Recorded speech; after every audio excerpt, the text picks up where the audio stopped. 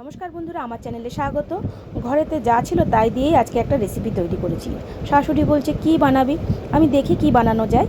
আমি আজকে বানাচ্ছি রেজালা, বেগুনের রেজালা। শাশুড়ি শুনে অবাক, বেগুনের রেজালা, এটা কোনোদিনও খাইনি। আমি দেখিই না করে কেমন হয়। পেঁয়াজ আদা রসুনটাকে ভালো করে ভেজে পেস্ট করে নিয়েছি, আর বেগুনগুলোকে মাঝখান থেকে কেটে নুন দিয়ে ভালো করে ভেজে নিয়েছি।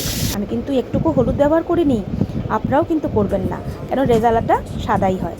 আর পেঁয়াজ বাটাটা ওই সাদা তেলের মধ্যে দিয়েই ভালো করে আমি কষিয়ে নেব।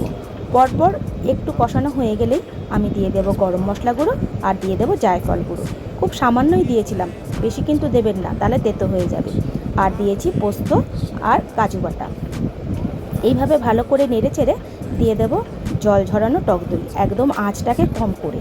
এইভাবে দিয়ে খানিকটা চিনি আর নুন দিয়ে দেব ব্যালেন্সটা রাখার জন্য, কেননা একটু মিষ্টি মিষ্টি স্বাদের হয় এটা। আর ভালো করে বেগুনটাকে এইভাবে কষিয়ে নেব। কষিয়ে নেওয়ার পরে একটা অন্য পাত্রের মধ্যে খানিকটা ঘি আর শুকনো লঙ্কা ফোড়ন দিয়ে ভালো করে ঢেকে রেখে দেব। তাহলে এই রেজালা তৈরি। রুটির সাথে অসাধারণ হয় খেতে। একবার বাড়িতে অবশ্যই ট্রাই করে দেখবেন কেমন লাগলো বেগুনের রেজালা।